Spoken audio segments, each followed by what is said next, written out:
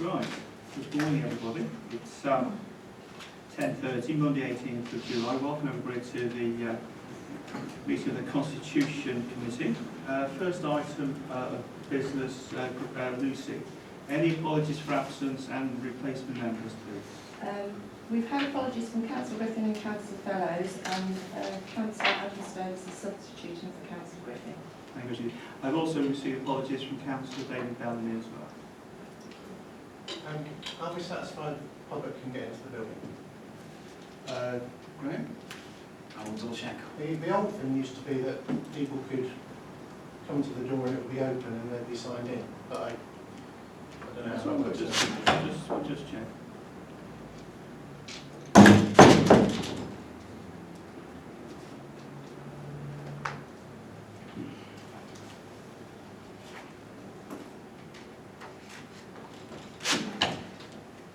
Yes, there's someone hand, so I'll put it in. Okay, great, that's fine. Because that was signed in as usual. Super, fantastic, that's great. Okay, that's fantastic. Right, can move on to item 2 then. Any disclosures of interests? Can't see any. Okay, fine, right. So move on then to agenda item 3, which is the minutes of the meeting held on the 16th of May 2022. I'm assuming that everybody has read through them. Obviously, we've got a new member of the committee and a substitute member today, but so I'll be happy with the minutes. I'll just go through them in page order. Page 3, page 4, page 5, page 6, page 7, page 8, page 9, and finally page 10. Is everybody happy or got any amendments they need to make? As well as second amendment. Okay. Right, can I have a proposal and a second for the minutes, please? So it's Councillor Sandwell proposing. I'll second that. So let's have a vote. So it's all those in favour of approving the minutes? Any against? And any abstentions? There's 3 abstentions. So the minutes are passed. Move on to agenda item 4 then. Update on actions from the previous meeting on perhaps agenda item 4, page 11. There was one regarding the contract procedure rules. The note I've got is that this information has been circulated. I'm hoping members are happy with that.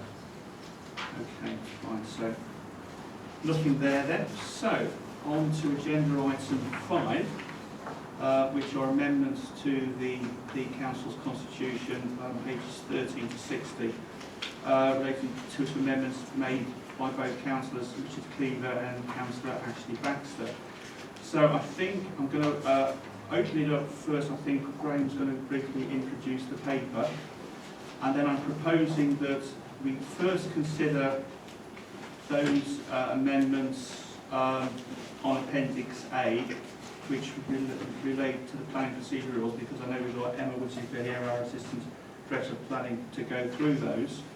So that we go through Appendix A first and take a vote on those amendments that we recommend to be taken forward to next week. And then when we've done that, we move on to Appendix B, which are the proposed amendments to the Constitution by Councillor Ashley Baxter, run through the same process. I believe Graham will be talking us through those. So Graham, over to you. Sorry, Chair. I believe Richard Cleaver was planning to attend this meeting. I don't know if he's in traffic or whether he sent a message. I've not heard anything. Have you heard anything? No. I thought you would be here.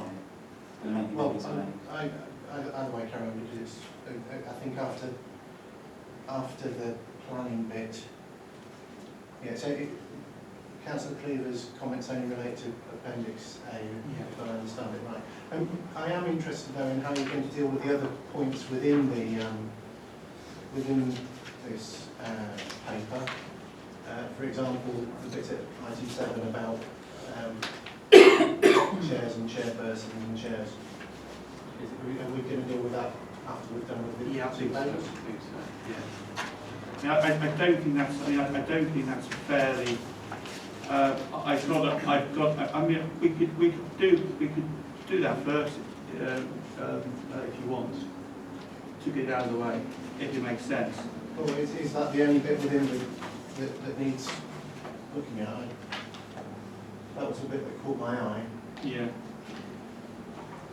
So in terms of the report, Chairman, that's one of the parts that's not appended in terms of those amendments that were brought up at the last full council meeting. The other part is paragraph 1.8, which just seeks to add further clarity to the rules in relation to the current postponement of meetings to make it clear that it relates to rescheduling of meetings and cancellation of meetings as well. Yeah. So that there are two additional areas for consideration today, at 1.7 and 1.8 in the report, and then we've got the two appendices as well. On the basis then that Councillor Cleaver might be stuck in traffic, it might be an idea to. It might be like if you it might be an idea to deal with 1.7 and 1.8 first, and then if Richard is on his way, just maybe allow him an extra quarter of an hour or so to get it, if that's fine, Graham. I can probably talk through 1.7 because I was actually at the meeting. This was a development session for chairman and vice chairman of all committees, which was held on the 9th of June 2022. The idea is that we are going to try to have meetings of all chairs and vice chairs of committees, probably on a quarterly basis, to kind of talk through issues around meetings and whatever, and to try to draw some kind of best practice guidance for meetings and the conduct of meetings, just so we can try and get some kind of uniformity across the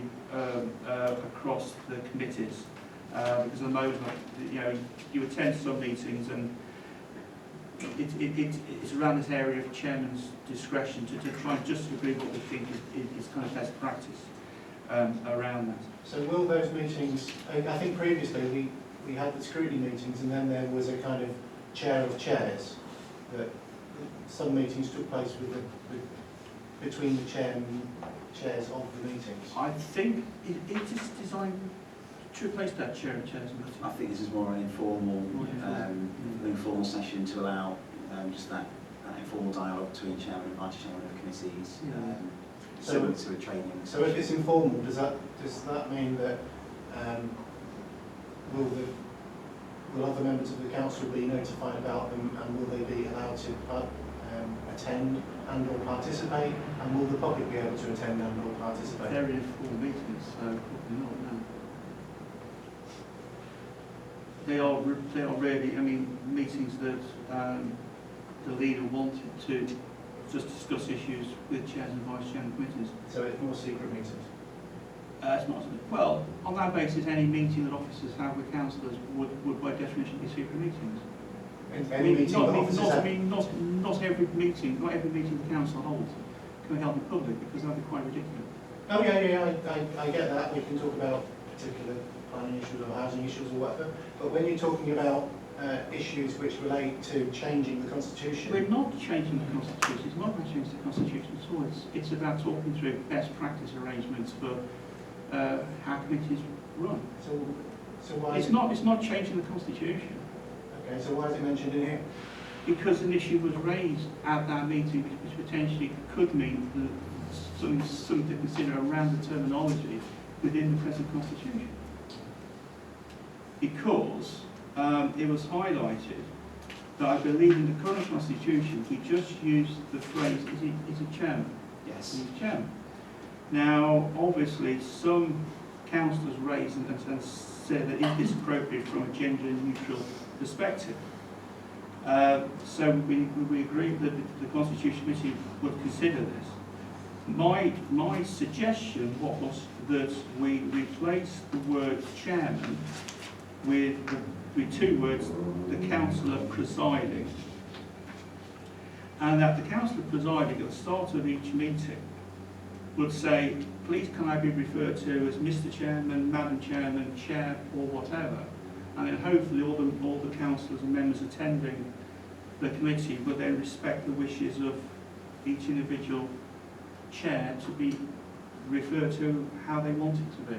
So that was my suggestion. But if other councillors have got any other suggestions or want to keep the terminology the same, it's open to discussion and a vote. So I'd be interested to hear the opinions of the committee on this. Councillor Ian Stokes. Well, I can't say there is to change it. I mean, I had to correct the internal audit when I was in the chair, because he kept referring to me as a chair. Well, that's an inanimate object, and I object to it most strongly. No, I can't, you know, you're the chairman or whatever. I can't see there's any sense in changing what is historically a factual event. Page 14. Councillor. I have a different view. I think that Thought you might. yeah, the term chairman is archaic, it's sexist, and it's a throwback to an age where women weren't allowed in the chair. And besides that, I don't think it should be about what the presiding person wants to be called. I think it should be about progressing the meeting. And I think the nonsense that we had at a recent full council meeting, well, after 13 or 14 meetings of me calling the chair, the whole way through, suddenly after an hour and a half in the 14th meeting, or possibly the 15th, I think it was the 14th meeting, suddenly the chair took objection to what I'd been calling her for that whole time. That obviously caused a stir, caused some upset to various different people, and put other councillors off their flow, particularly me. And there's absolutely no reason. Why would anyone object to being called chair when people are called speaker? That's an inanimate object, and I'm sure I could find other examples of inanimate objects. While we avoid calling people bin men now, don't we? We don't say bin man. That's archaic. So why would we say chairman? Thank you, Councillor Baxter. Councillor Sandal. Well, I think it's a courtesy title, regardless whether you're male or female, and I would object to being called the chair as well. You are the chairman, it's a title. Regardless of your sex, it's a title, and I think it should remain. Councillor Adams.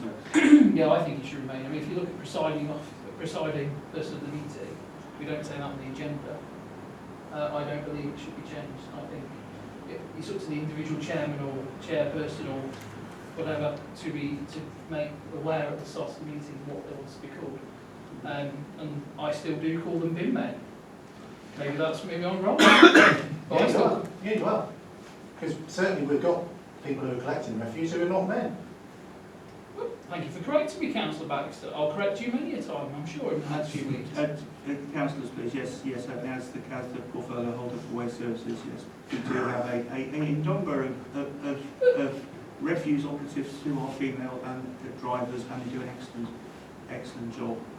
So, Chair, what term do you use to refer to refuse collectors? I call them refuse operatives. We're in, because and we don't call them bin boys anymore. We refer them as waste freight. So in meetings with officers, I use the correct terminology. Yeah, which is not from the 1950s and is not inherently sexist. That's good. So a little dig there, Councillor Baxter. No, it's stated obvious. No, it's a little dig there. The term chairman is archaic. Please, councillors, can we have a bit of order, please? Thank you very much. I mean, I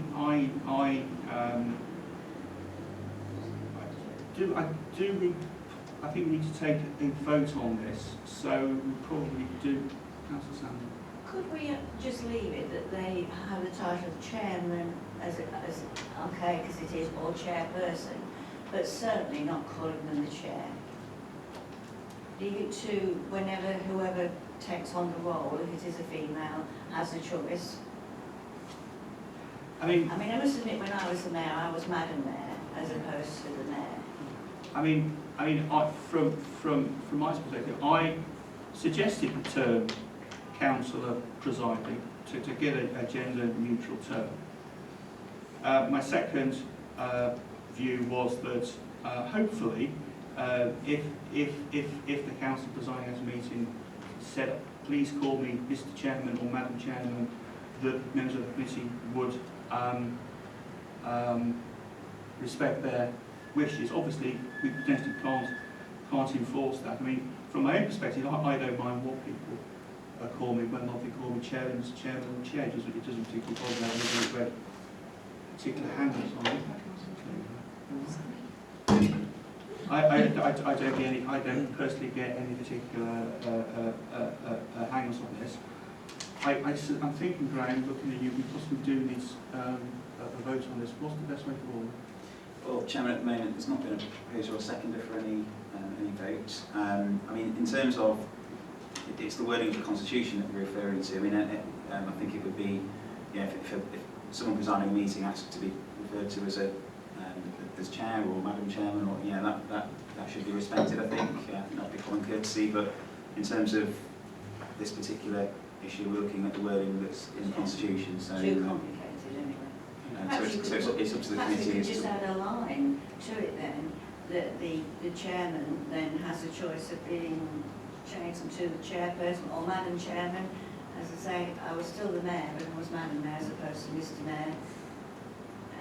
But as far as the Constitution is concerned, it remains as Chairman and Vice Chairman. Well, in that case, Chair, Chairperson, Chair, whichever you like, I would like to propose that we do move to gender inclusive language and that we do replace Chairman throughout the Constitution with Chair. Do I have a second now? Shouldn't think so. I'll propose a motion that... No, sorry, I've just proposed something. I've got a second. We haven't got a second. We haven't got a second. Okay. No. As long as it gets into the... No, it's fine. We can officially call it. Can I also propose a motion that we replace the word chairman with the phrase councillor presiding? I'll second that. We've got a second that. Can we take a vote on that, please? All those in favour? Could I just have a point of clarity there? Now, if you just say that the council, then could that be any of them? You're not saying a specific person, somebody has been voted as chairman. You're making it more general by calling them the councillor, aren't you? Well, the councillor presiding is the person who's presiding. It's the same, right? So we've got 2 in favour. All those against?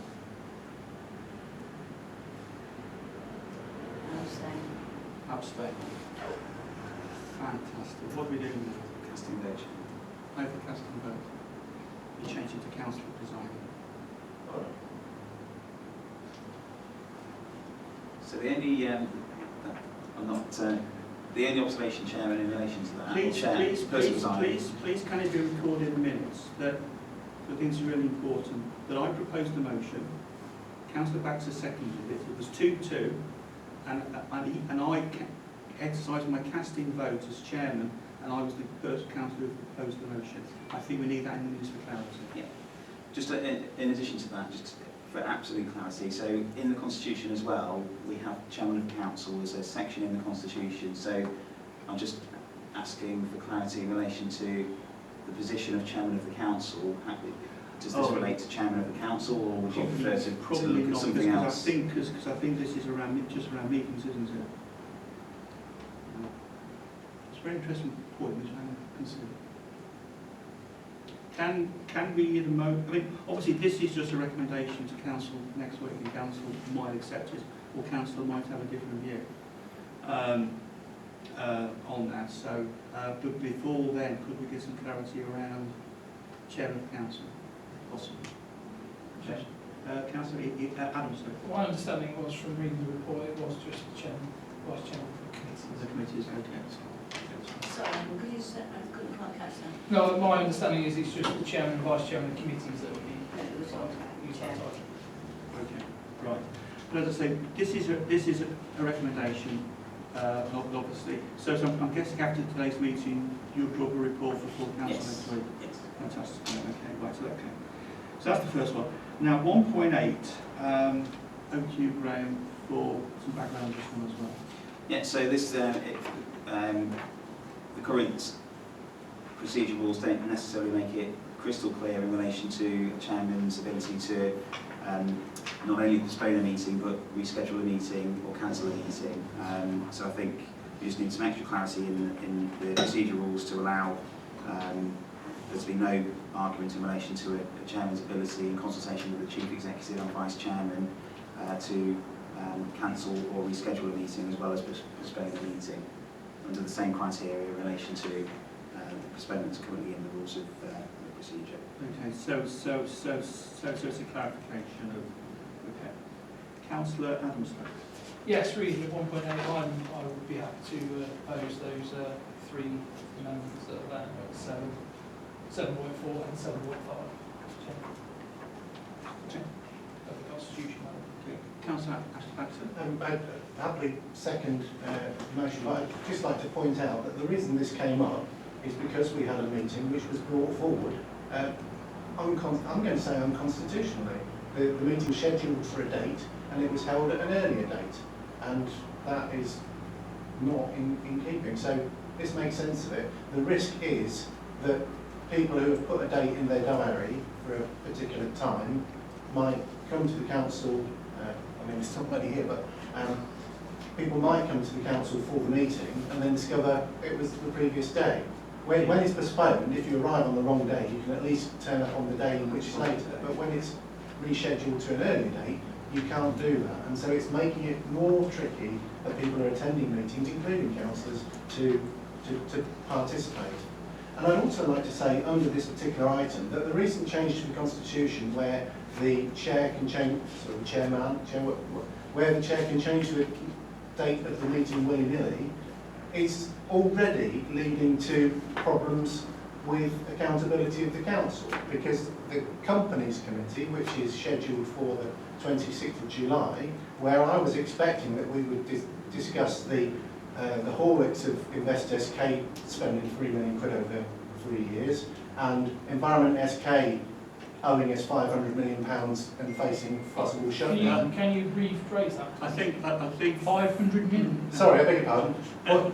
£500,000. Thank you. Yeah. Yeah, That's more than the council's.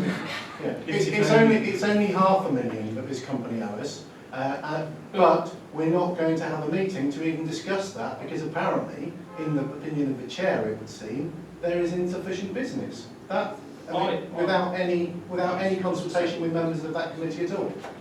Okay, Councillor Adams. Yeah, I mean, the Environment SK accounts are on the company's house, as far as I'm aware, so we have approved them as a board, and we will be bringing them to the next meeting in September. The next meeting of what? The company's committee. Well, what if they're already ready? Why aren't we bringing them? There are logistical reasons why they are not available for next week. What are those logistical reasons? There are the two other directors of officers are not here to write the report prior to the company's committee. Okay, I think we're wandering slightly off. Well, I'm just saying that when we we make these changes to the Constitution, and it makes it more difficult for people to keep track of where the meetings are, it makes it a lot easier for the administration to bury bad news under the carpet. Councillor Bassett, your comments have been noted, but we've got a motion. Do any other councillors want to speak on this motion before we move to the vote? Can't see any. So the motion as proposed by Councillor Adam Stokes and seconded by Councillor Ashley Baxter is that we accept the suggested amendments in 1.8 on page 14. That's correct, right? Yes. Okay, so all those in favour, please indicate. Well, I won't ask for those against and abstentions because that's a unanimous vote. Okay, so that's that dealt with. Chairman, can I just go and check that Councillor Cleaver isn't Yes, elsewhere? please. Because Yeah, I think we could briefly adjourn for 5 minutes until 11 o'clock, just to check about Councillor Cleaver.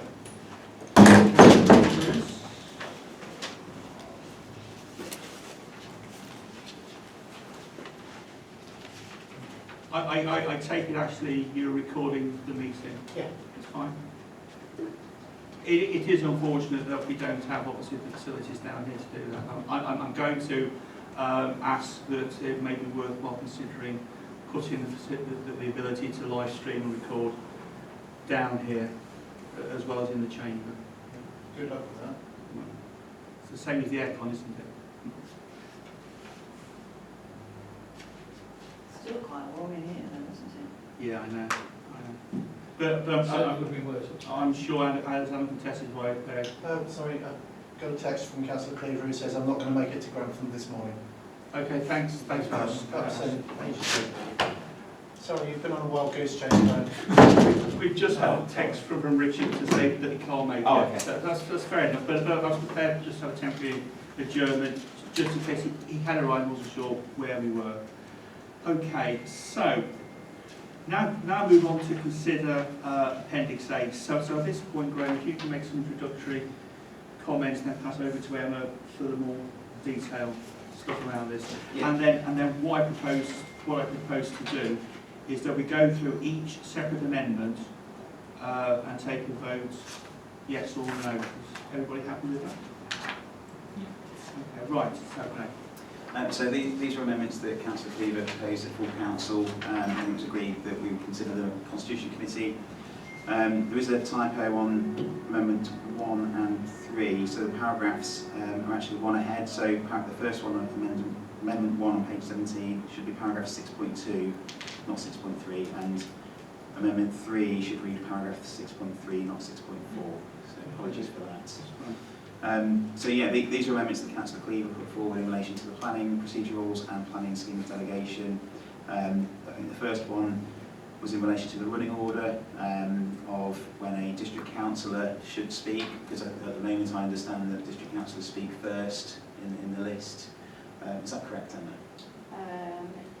Yes, Yeah, it is. yeah. Yeah. And I think Councillor Cleaver was saying that actually as a district councillor who's the local ward member, it would be useful for them to hear other comments from members of the public before they are entitled to speak on the application. But I think Councillor Cleaver was in agreement that the final speaker in terms of a right to reply should be the applicant or agent representing the applicant, which I think he's happy with. So he's just seeking to change the running order in relation to planning committee.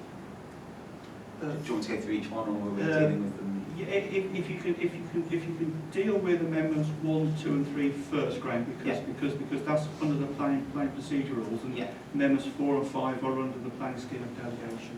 So amendment sorry. At this point, could I ask, what conclusion did we come to about the amount of time to speak? Because it used to be that the district councillor had 5 minutes and other people had 3 minutes, and we had a lot of conversation about what it should be, and I don't know where it ended up. My recollection of the meeting is that we believed it should stay the same, so its councillors have 5, and great. So there's a bit of an anomaly, because in the previous constitution it was 3. All right. But in practice, I think because councillors have 5 minutes of full council, and I think this may have changed during lockdown when we had remote meetings, councillors were given 5 minutes. Right. It was reversed to 3 during lockdown. Oh, right. But constitutionally, in terms of what's in the old constitution, it definitely says 3 minutes for councillors as part of public speaking. So that's something that's just been brought over to the new constitution. So it's, I think Councillor Cleaver was asking that be increased by 4, and I think the conversation was then, does that, do all speakers as part of public speaking get the same time, or are we saying that councillors should get the extra and everyone else should get 3? So I think there's a discussion to be had there in terms of... Okay, I think, well, okay. Let's, in that case, let's deal with these amendments separately then, because we're already sort of moving from Amendment 1 on to Amendment 3. So let's just initially discuss Amendment 1 and the running order. Emma, have you got any comments on the proposed changes to the running order? The only thing to say, Chairman, is that there is also a change proposed to the point at which the town or parish council would speak as well, because they would now be third speakers rather than second. From my perspective, from a planning point of view, I really don't mind, other than to say that the applicants ought to have the right of reply. Beyond that, I don't have any strong views either way. it was raised at the meeting that we thought legally the applicant or the agent have to be the last people speaking from a legal perspective. Is that correct? It's certainly preferable from a legal point of view because it's their right of reply. Okay, so that's fine. That's fine. That's fine. So I think yes, that makes sense to me. The applicant or their agent or the last speaker. It makes perfect sense to me that the district councillor for the relevant electoral ward is the second to last. And if you've got no objections to the order for the first three, objectors, supporters and town and parish councils, I'd be quite happy to propose Councillor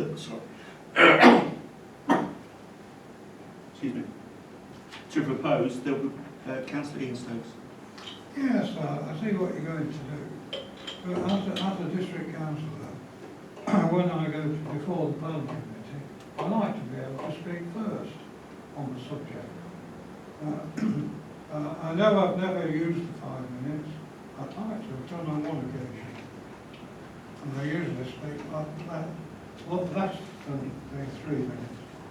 But I do think the district councillor is responsible for his particular electoral ward and should be allowed to speak first. What's other councillors' views on that? Councillor Smith? I'm not going to be very, very helpful, but there's it swings and roundabouts really. It's good to go first, but in some cases it's good to go last. It depends what the other people say. Personally, I think I prefer being on first because you get to set the scene and you can talk about the nuances of your ward, or you can say how many people have come along to how many people have lobbied you about this particular issue, or yeah, it's useful to be able to speak. But the points 1 to 4, I don't have a strong opinion. If anything, I'd say that the objectors and supporters maybe should be in order of when they signed up. So if you had 2 supporters that signed up 3 weeks before the meeting, but you had a dozen objectors that signed up a couple of days before the meeting, then arguably there's no point in signing up early. So I don't have a strong opinion. Clearly Richard Cleveland has a strong opinion, and maybe I should be standing by him, but I don't mind. Okay. Councillor Susan Sam. Well, I think we should set some prior, we shouldn't sort of leave it to just in case who comes first, it should run away. But I did think we were looking at considering allowing the ward councillor in the next ward Yeah, I think to say as well. So would they have a second if that was the case? Or I think that's coming onto that under Amendment 2. Right. Because Amendment 2 defines what a relevant ward councillor is. Well, that surely that would affect the running order as well, because you'd have to put that into the running order. Yeah. You could have 3 councillors speaking as district councillors, all with different opinions. Potentially, if you've got a 3-member ward and a 2-member ward adjacent to it, you could have 5 district councillors speaking. Yeah. Hopefully they would get together and agree a common view. But yeah, there'd be nothing to, in theory, to stop every ward councillor from that ward and the neighbouring ward to speak. But that's not a problem that we're facing. If I may, Chair, the question at the moment is, do district councillors want to go first or last? And Councillor Stokes says go first, and Councillor Cleaver says go last. And I can see the merits of both, really. So, Councillor Chairman, just the Councillor Baxter's comment there, surely that has to be included in the running order as well, though. So he says it's not irrelevant, it is, when we're looking at the running order, whether it's first, second or down the line. Sorry, Chair, I haven't made myself clear. I'm not saying it's irrelevant. I'm saying that I'm agnostic because there are merits in the counties going. I think you've got to decide either going first or either going last. But I'm agnostic, and it sounds as if the officer is agnostic as well. So is it useful to just add some chairman's discretion here to agree a running order that fits the particular application on a case-by-case basis? From a legal point of view, Emma, will that cause a problem if chairman did exercise their discretion? So for instance, if I wanted to say, well, I want to speak first, as a district council on something, or I'm happy to go forth. I mean, does that have any ramifications if we go to appeal or anything like that? The only issue I could see is if we didn't have a clear, this is the order, unless at the chairman's discretion, and then it would need to be clearly stated at the meeting that that order was being changed for whatever reason. You would, if there's confusion and concern we've not followed correct rules and procedures, we may be at risk of legal challenge. So could we add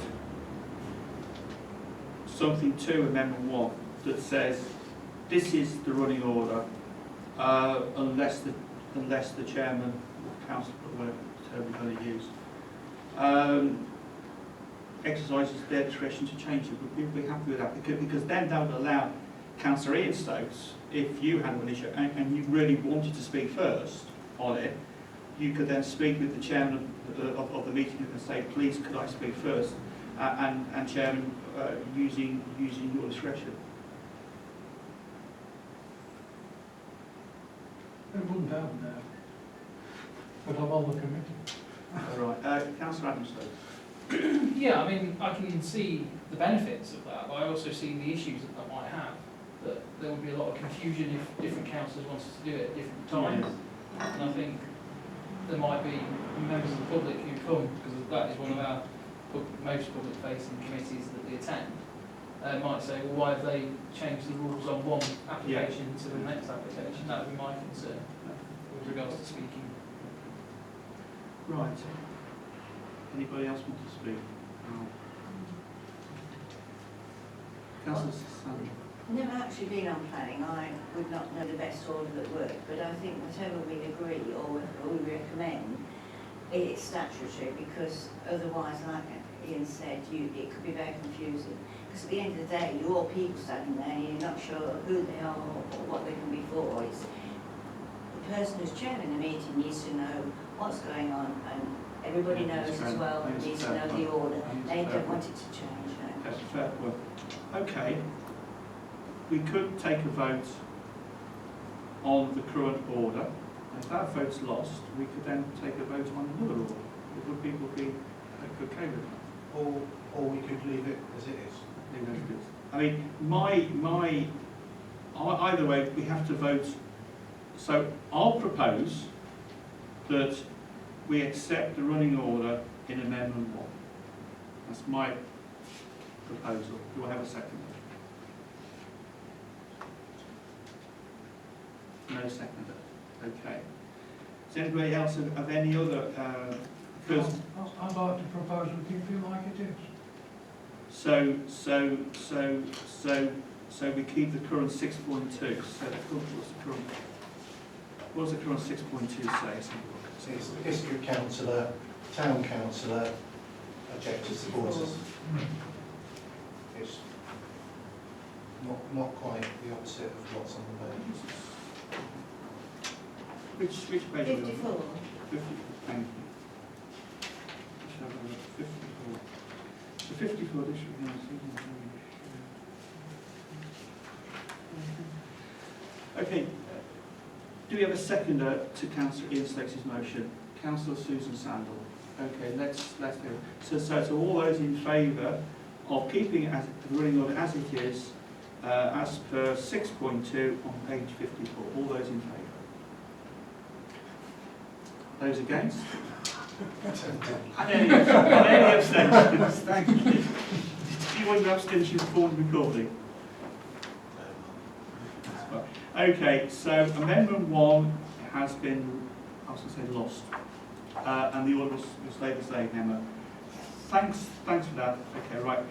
So let's talk about Amendment 2. Graham, any introductory comments before we pass over to Emma? So Amendment 2, and I'm sure Emma will correct me, but I understand that Amendment 2 is basically where a development, the boundary of the development site runs along the boundary of an electoral ward, and so the term relevant ward is effectively saying that the ward that it shares the boundary with is also the relevant ward as opposed to the ward that the site sits within. So I think that's what Councillor Cleaver is suggesting, that on the rare occasion where a site of an application literally runs down the I've wall. got one at the moment in my particular ward. Emma, before I go to you, Councillor Sanders, can I just ask Emma, what's your view on Urban 2? So my understanding is that it's sort of linked back to the right to speak as a district council under the public speaking and possibly other elements in the constitution. And yes, it would be where you've got an application which is adjacent to your ward. My problem with the proposal is the definition of adjacent to, and how do we define that? Is that within a metre? Is that 5 metres, 10 metres, 100 metres? Is it the whole ward if it's a significant scheme? I also think that it is not necessary because paragraph 5.1 says that all councillors have the right to attend and they will be permitted to speak at the discretion of the chairman. Yeah, I think so that's chairman's discretion. Whereas if we accept Amendment 2, the chairman wouldn't be able to, they'd have an automatic right without the chairman's discretion. That's the only difference, Chairman, that one's an That's the automatic right, yeah. Okay, thanks Emma. Councillor Sanders. Yes, just a similar thing to what Emma's just said. This, what's raised this with Richard is Quarry Farm, and it's a square here, a piece of land, and I'm on St John's ward, which is the road just aside here, and he's in this ward here, so we're both really as close. But it is going to affect the residents in my ward, so they're the ones that are raising concerns. So to distinguish between the two would be very difficult. And if, like Emma said, we could come as a representative under the town or parish council, that would cover it, wouldn't it? So we wouldn't need to try and differentiate. I mean, it would be very difficult to say who's actually the near council. Or do you have to find a particular one for the first person to speak? That's a good point. But of course, in Grantham, that doesn't have a town council. So potentially, I can see how that would work if you're also a town or a parish council. But of course, if you are in Grantham, obviously there are 15 councillors in Grantham that don't have a town council. I've got one at the moment, a planning application on Barrowby Road, which strictly speaking is just over the boundary in Beaver Ward. But literally next door, I've got the entire of my ward who are going to be affected by it. So potentially I would consider that would have a material effect on my residents. So my particular view is I'd be in favour of supporting Amendment 2. But I think Councillor... No, I think Ashley was first. Ashley was first. Sorry. No, that was the order. Thank you. I think I agree with the sentiment of this, but definitely not the wording, because the wording implies that... sorry, Chair. The wording implies that the boundary of the application site has got to be contiguous with the ward, so it's got to butt up to the... And I think that's going to be fairly rare. However, applications in the neighbouring ward do affect us. So think of the two, I was trying not to think of the leisure centre example.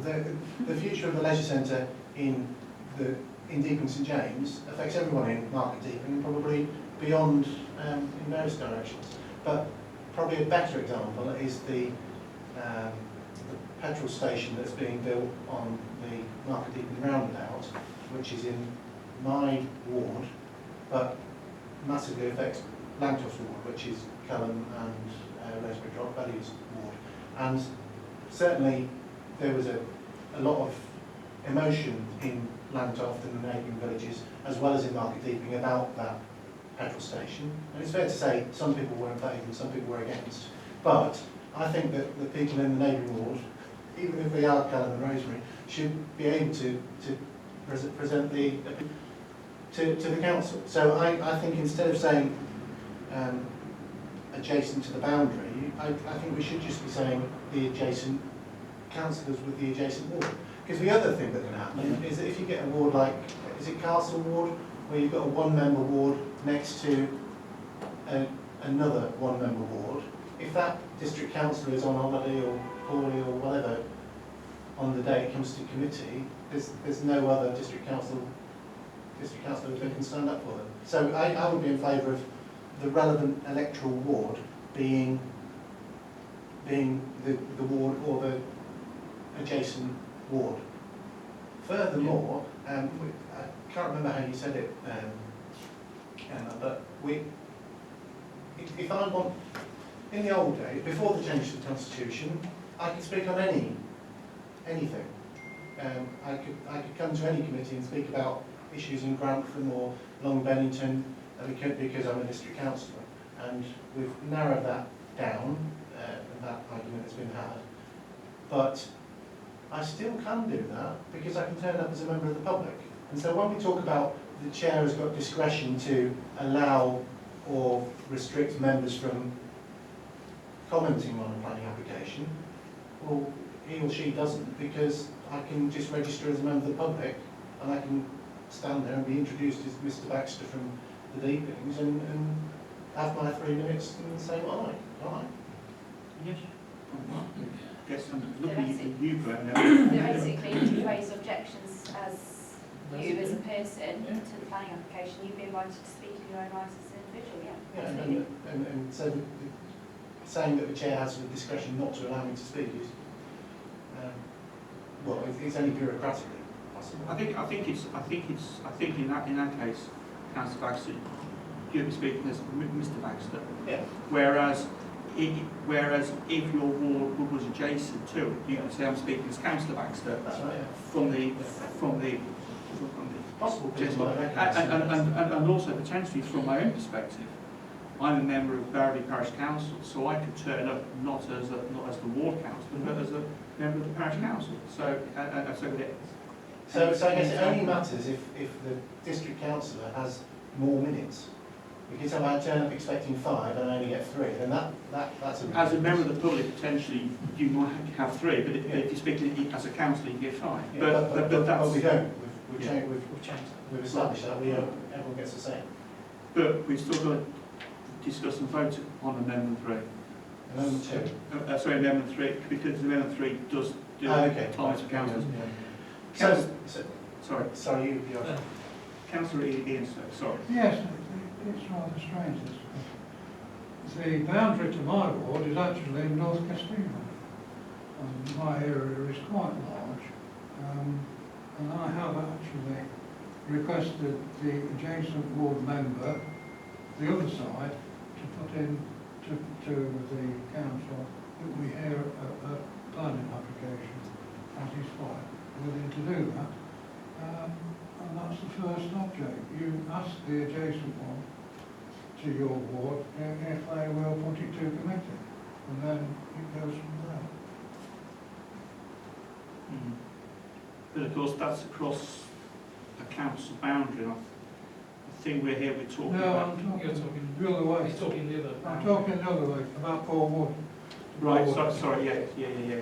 But the other side is... Yeah, you understand, yeah. That'll be the boundary between Viking and Easter, okay, yes, yeah. that's fine. Councillor Eames, Adam Stokes, sorry. Well, yeah, it's not hard. It's, I mean, I've got no problem with this. I mean, I can understand Councillor Baxter's wording, because adjacent to the boundary could mean anything. Yeah. I mean, if we can tighten wording up, I don't think there'd be an issue with it. I think the biggest issue would be just if they said it was a metre, but it's not saying that. So I mean, the wording's a bit. Yeah. Because I'm guessing potentially you could have something in a ward that may be a quarter of a mile away, but because the road passes through, the impact on the traffic issues affects your ward just as much as it affects other wards. So I think maybe the wording could potentially be a little bit changed to, and I agree. If we change it to ward or adjacent ward, then at least it's because let's face it. I'm guessing in some of the bigger rural wards there could be quite a big difference, Yeah. but some of the tighter town wards and. So, prime example, there's an application going in St Vincent. I'm in Springfield. I'd probably want to speak on that as the county council. So. Yeah. So, may I propose, Chair, amendment to insert a new paragraph to define the relevant ward councillor as those wards which fall inside or adjacent to the application. Yeah, I'd be happy to second that. I'd have, because I think that gives us a bit more clarity. And I think it probably does, obviously Councillor Ctte is not here himself, but I'm guessing that's probably the intention of his amendment. So I think we're probably accepting the spirit of it. So, okay, we've taken, proposed and seconded. All those in favour of that one? So that is unanimous. So our recommendation is that we recommend to full council Amendment 2 as amended by Councillor Baxter and seconded by me, and unanimous support on that. Okay. Right, let's talk through Amendment 3 and the timings. Great. So yeah, I think Councillor Cleaver was looking, I think, was looking to increase the time in its entirety. So all speakers having 4 minutes, not just councillors. But then there was another suggestion that the councillors should still have 5, and then there was I think Councillor Selby was suggesting that actually everyone should have the same, so everyone should potentially have 5, and that's one of the reasons why it's come here, because it's an opportunity to consider what we believe should be correct for the planning committee. So at the moment, constitutionally, it's 3 minutes for everyone in a public speaking element of the meeting. So it's an opportunity now to make a recommendation to councillors to let them know whether or not this committee feels that should be changed. So just to clarify, the current constitution says 3 minutes for everybody. The custom and practice has developed the councillors get 5, and everybody else gets 3. Okay, so Councillor Ian Stokes. Yes, I'd like to move that we keep the 3 minutes for everybody. Not change it. Okay. But you can say a lot in 3 minutes, and these meetings can go on for hours. Although we did have a record run last week. Councillor Adam Stokes. Yeah, I mean, there has been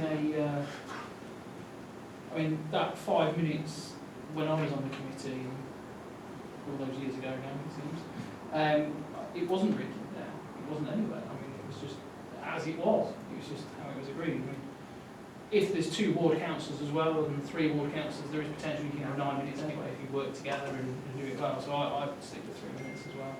So are you formally second? I'll formally second that, yeah. Councillor Baxter. I hope I'll always go for the one which makes it more accessible.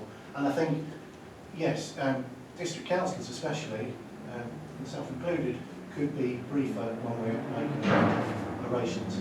But often members of the public, this is the most emotional moment in their lives sometimes. If someone's planning a block of flats next to your house, you'll have been awake all night thinking about it for ages. And it's very, the chamber is very intimidating for people who are not used to that kind of setting. And when they get muddled with the slides sometimes if they've sent in pictures and there's an IT issue, it's a pretty scary time for people. I think the previous chair of planning, I haven't seen the new chair of planning in action, I'm sure he's great. I think Helen was quite good at allowing extra time. Just allowing people to be human, I suppose. And that's good. But I think for a lot of people went right up to the bar with 3 minutes, because by the time they'd got into their flow, someone was saying 30 seconds left, which is another thing to make them, oh crumbs, I've still got half a page left. So if the meetings are going on until 10 o'clock at night, it's not because of the public speakers, it's because of the excellent quality of the contribution of the debate, I'm sure. So I'd prefer 4 minutes. 4 minutes, okay. Emma, any views? 3 minutes is typical actually across most local authorities, and of course what we do differently here to what a number of authorities do is we allow a number of objectors and a number of supporters to speak rather than have a speaking slot. That means that we could have a number of objectors, 3 minutes or 4 minutes each, and that obviously does build up. People that do come and address the planning committee should just be elaborating on their comments that they've already made to the planning application, and of course anything new or anything in the committee report. So it's not an opportunity to regurgitate absolutely everything. It's meant to be highlighting the salient points to the debate to aid members. So my concern is that we would have longer committees. That's tiring for members who've got a lot to read, a lot to digest, and obviously tiring for the officers to keep advising members. So that would be my concern in terms of the length of the meeting. And 3 minutes is typical across local authorities. Okay. Okay. Thanks, Emma. Anybody else? Anything? Okay. I mean, when we had a meeting with Councillor Clean, where we did discuss this sort of custom practice that's developed over the years with the councillors, sort of having been given five minutes to speak. I have to say I'm probably agnostic on this. I mean, I'm not a member of the planning committee. I have to say so. We have a motion that's been proposed and seconded that in effect we keep it as it is for 3 minutes each. I don't think we had a second for Councillor Baxter's to keep it at 4 minutes. So we'll move on Councillor Ian Stokes' motion then. So all those in favour of Councillor Ian Stokes' motion that stays at 3 minutes. Those against? Those abstaining. So it stays as it is. But that's just a recommendation to for Councillor Noel. Okay. And I abstained because I couldn't agree. But I was quite happy to give Councillor Stein, but that's just my view anyway. So, planning scheme of delegation. So, first of all, member for Oaks Grove. Emma may wish to come in on this one, but I understand this is an amendment that Councillor Clean made, I think on behalf of another member actually, which we seek. I think it effectively seeks to revert to previous rules prior to the planning review. But again, in terms of the technical response. I think we're over to Emma here for a technical explanation. No problem. So it seeks to amend paragraph 1 of the planning scheme delegation, and this relates to the call-ins to planning committee. So as it has now been agreed by full council, it's really down to the ward councillor or the adjoining ward councillor to request that something be debated by planning committee. There is a way in the guidance, the protocols that sit with it, that suggests that if members elsewhere would like an application to go to committee, then they need to speak with the ward councillor, who should be representing their ward, and then escalating that to the chairman. And of course, I've got discretion to take anything to the planning committee. The proposed change keeps it as that, but also proposes to add in the minimum of any 3 councillors. So my reading would be that would be from anywhere within the district, or any member of the planning committee could also request it. So it's adding extra call-in layers. The view and the reason why, when we debated this at the informal planning committee sessions, that it was left to the ward councillors was because as a ward councillor, it's your responsibility to represent the people of your ward, and they are the people affected by the planning application, or adjoining wards, of course. Because we've agreed, we've recommended Amendment 2, which in effect makes the relevant ward councillor the ward councillor or the adjacent, ward councillor anyway. Okay, so that's Councillor Cleveland. Thank you, Emma, for that explanation. Chair, can you tell me where in the Constitution this paragraph 1 is? Rail, do you help?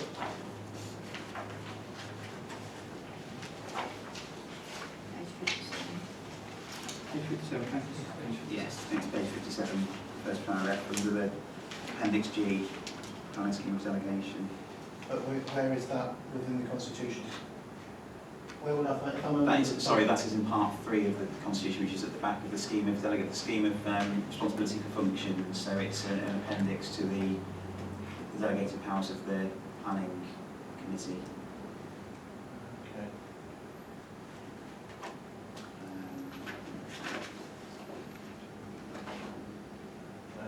There's 34 pages in part 3. Yes, it's page 31.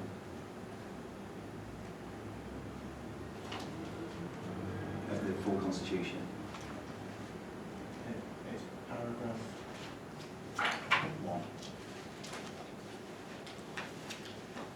Okay, right. Thanks. Am I next? Yeah, you can speak to the person. Yeah, thank you. I'm in favour of anything that makes it more accessible. I don't think that people call in applications willy-nilly. It used to be that anyone could call in anything, and they very rarely did. I think I've counted how many times someone from a different ward had called anything in, and it was on the fingers of one hand in the last year, 2 years, whenever. So currently it's someone in the ward or the neighbouring ward, but this is saying the ward or the neighbouring ward, all 3 other councillors. And when you look at Castle, I think Castle Ward, there's Mr Robbins, and in the neighbouring ward is Mrs Robbins, excellent councillors, but you could have a situation where it was difficult, even administrative. So if it was Mr and Mrs Robbins that wanted to build a house in one of the wards, then it would be inappropriate for either of them to call it in. So anything that makes it called in anyway. I think in that case it would be called. Oh yeah, you're right. Because it would be councillors then, so any. Yeah, okay, but if it was a situation where it didn't have to be called in, but it was, I'm not talking about Robinses particularly, but if it was a situation where the ward councillor felt it inappropriate for them to call it in or to get involved in the decision, then this is a escape clause really. And I can't imagine it's going to happen very often. And if it requires 3 councillors, then it's not going to happen all the time. So I don't see any problem with this. I'd be happy to propose this as it is. Right. At the moment, can we just hear views and then we'll move to proposals. Anybody else want to speak? Councillor Ingham.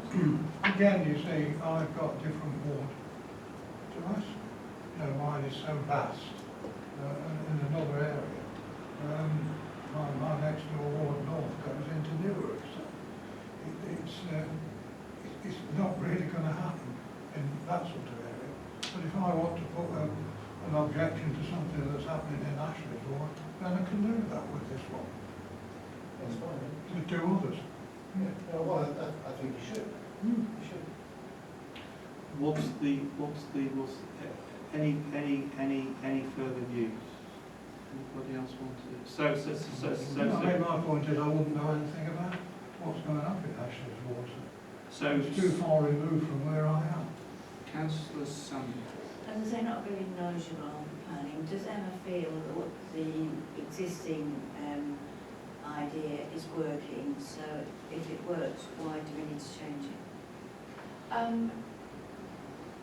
The rules has changed. We've had 2 planning committees since, so it's difficult to say whether that's working better than it was previously, if I'm honest, because there's only 2 committees. I don't think it's necessary to change it, but I would always have conversations, and the chances are if there is a scheme that you feel should go to planning committee, it's probably already on my radar as an item to go to planning committee, because it's probably a bigger controversial application. And certainly we can deal with it through conversations with officers. I can use my discretion, but really the ward councillors should be the first port of call. My question would be, in your example, Councillor Baxter, why does the ward council not think it needs to go to planning committee?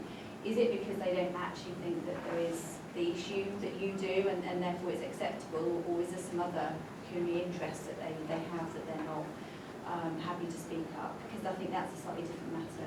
And I suspect you're probably right, it's probably not a very frequent event in terms of other councillors from elsewhere in the district being interested.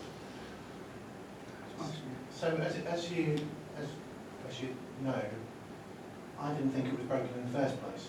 I don't think this should have been changed from what happened before, because I don't know of any example, with the possible exception of the lady outside, that caused anyone to call in anything outside their ward. But there was an occasion with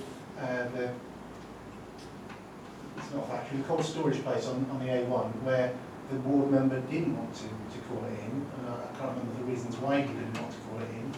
I guess the neighbouring councillors could bring it in, but if they were of the same mind, then, as it happens, the rules have changed now so that that application would have been called in anyway. We're talking about a great big, as if you read the press about it, the size of the Statue of Liberty development near the A1, a cold storage plant, and that should have gone to committee in the first place, but it didn't, and that's what caused all the hoo-ha in the first place.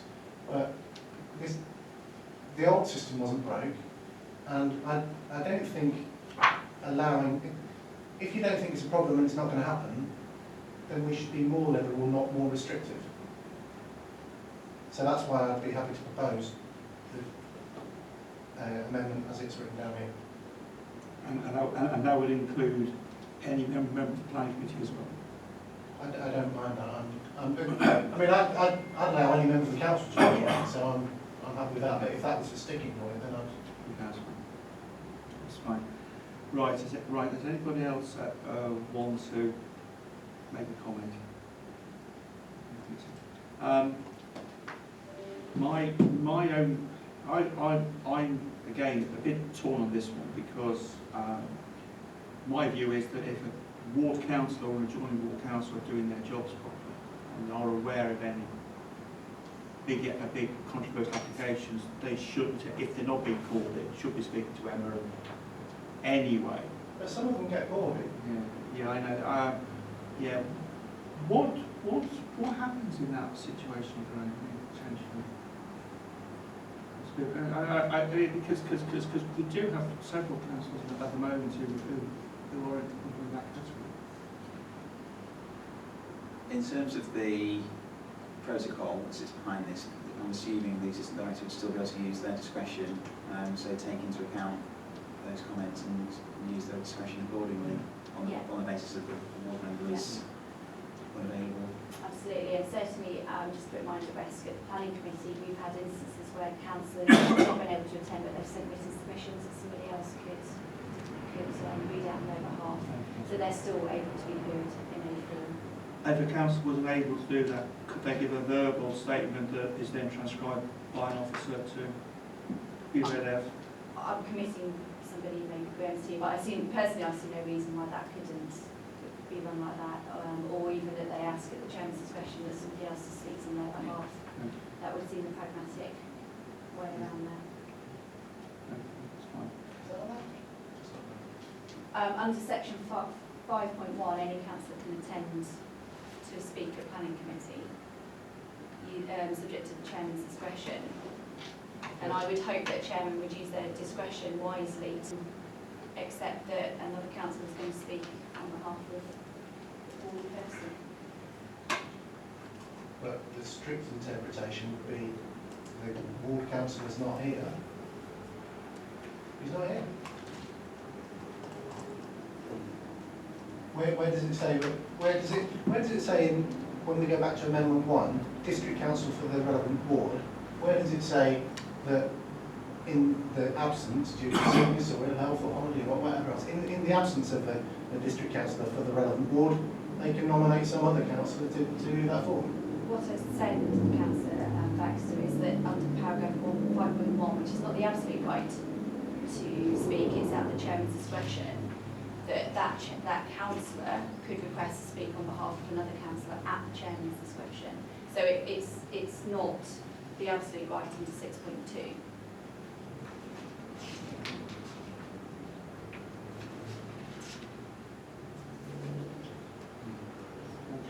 Yeah, I mean, I've got issues with any member of the planning committee because I think that would that cause a conflict of interest then? And that is the basis of my concern, the conflict of interest. No, although you often find,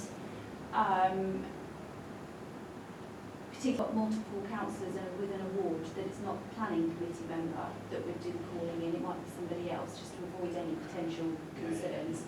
But it depends on your phrase. You've got to give them a material planning reason for the call-in, but with careful language.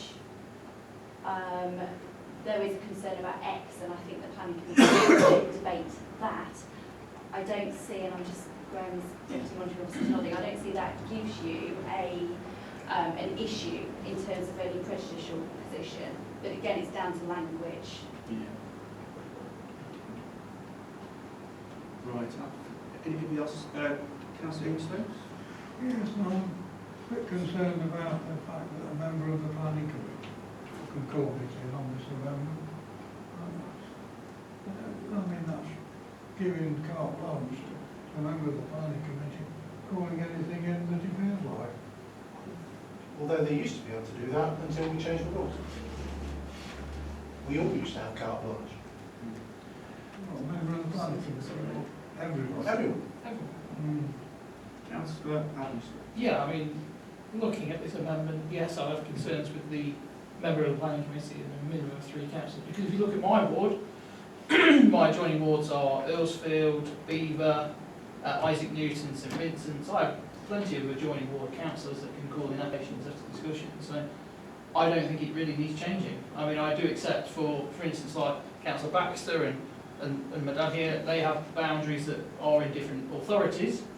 But it's a case, I mean, I do believe that what we've got now does allow for applications to come to committee. And I don't think we need to really amend it, in my opinion, and I do think that it's the way forward, because we haven't really had it for that long, and we're amending something that we haven't had in place for time. Thanks, Councillor. Emma, so the reason for the changes that are in the new constitution, so that was to put us more in line with standard practice. Can you just expand a little bit on that? Yeah, so as a ward councillor, your role is to obviously look after your electorate. The items that go to planning committee should not be the ones that have a very localised impact normally. They should be the applications that have a bigger, more significant sort of impact. And really, it is quite sort of custom and practice that it's the ward councillors that primarily are the ones that call things to planning committee. Although clearly, you know, as it is always the case, I've got the discretion to do any mopping up if there is anything that needs to go. So it does bring us in line with practice. What I would say is whatever we have, it needs to be a very clear procedure, because steps you put in place, you run the risk that someone misses it, whether that's at my end in terms of the officers or whether it's councillors missing something and not following the rules correctly, and then we make a decision on an application that should have gone to committee in the first place. Okay, thanks for clarifying that. Right. I think we've exhausted discussion. We need to.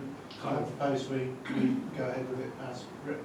Okay, so we've got a proposal to accept Amendment 4 as it is. Do we have a seconder? We have no seconder. We still need to vote on what our recommendations for council is going to be. So is the recommendation that we keep things the way they are? Yeah, That's proposed by Councillor Adam Stokes and seconded by Councillor Susan Sandal. So all those in favour of our recommendation for council being that things stay the way they are at the moment? Those against? I would like to know that one. And there's no need for any abstentions. Okay, that's fine. Thank you very much indeed for that one. So move on to Amendment 5. Over to Graham first and then over to Emma. I might just ask Emma to explain this one, if it's okay. Again, this is something else that I think Councillor Beaver moved to full council on behalf of another member, but the details and legalities around it, I'm sure Emma will be able to explain better than me. So the amendment, if you were to go with it, you'd have to make a change because the procedural order's been updated. It was updated in 2015, so this is citing the wrong procedure order. However, the definition of major application or major development hasn't changed. So in planning terms, that's anything over 10 dwellings or 1,000 square metres of commercial floor space or over a hectare. Essentially, this reverts back to the rules that you had before in terms of before Craters looked at this and before we had those informal committee sessions and previous constitution review and then subsequently the full council amendment. So it would mean taking every single major planning application back to committee as a default, irrespective of member callings, they would automatically go. Now what I would add is the constitution as drafted still doesn't allow me to make a decision under delegated authority on any planning obligation where there is a financial contribution. So a lot of those pages are probably going to go to committee for another reason, and that's something we may want to look at separately, but that's as it is drafted. So your professional opinion is you'd prefer things to stay as amended in the new constitution? Absolutely, Chairman. I think that anything that goes to committee needs to go for a proper planning reason and not just because. The exception being council applications for transparency and probity reasons. Everything else needs to go for a good planning reason. Otherwise, what value is the planning committee adding to the debate? Okay, thank you very much indeed, Emma. Any comments from the committee on this one? Councillor Ian Stokes. Yes, I fail to see the significance of this because major developments always come before the planning committee as a right anyway. So, Councillor Black, that's right. Just to follow up to what Councillor Stokes has said, can you give an example of what would currently not go that would go on this? If you're saying that most of the big ones go anyway, which kind of applications would change as a result of this amendment? Certainly, the sorts of applications would be your stables in a large field, change of use to equestrian, those sorts of things. We've had a few cases of doggy daycare, sort of fields where... Oh, I feel like backline in Deep St James. Yeah, and I think some went for good reason. There was a lot of objections and concerns, but there's certainly been at least one whilst I've been here, which has gone and there was very little debate, if any. And I think even the councillors reflected afterwards that whilst one should have gone, the other shouldn't. And I think it might have been a Barkston one, but they're the sorts of applications that would be caught and would have to automatically go to planning committee because they'd be major due to the site size. So in Deep St James, if it hadn't gone, then certainly Councillor Dilks would have called it, or possibly the other councillors in that ward would have called it in because it was controversial.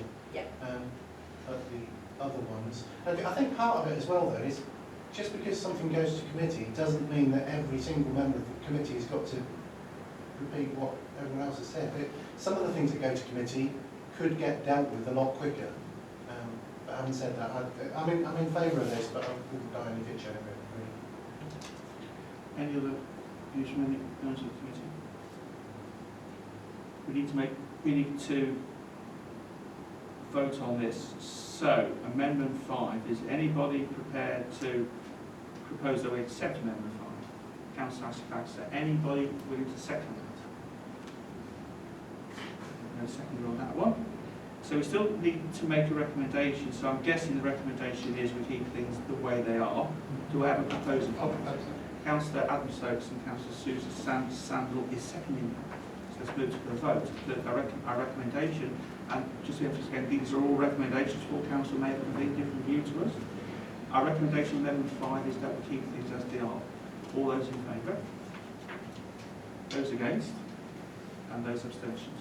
Do you want your vote? Yes, please. Okay. Thank you very much indeed. I don't think, Emma, there's anything else potentially that affects planning, so I thank you for your attendance this morning. Quite understand if you look at this. Yeah. I was actually going to propose a quick break if people want to go and grab water or stuff. I know it's a hot day or whatever. Just for a few minutes. It is around personal comfort and drinking water and stuff, so we'll stock up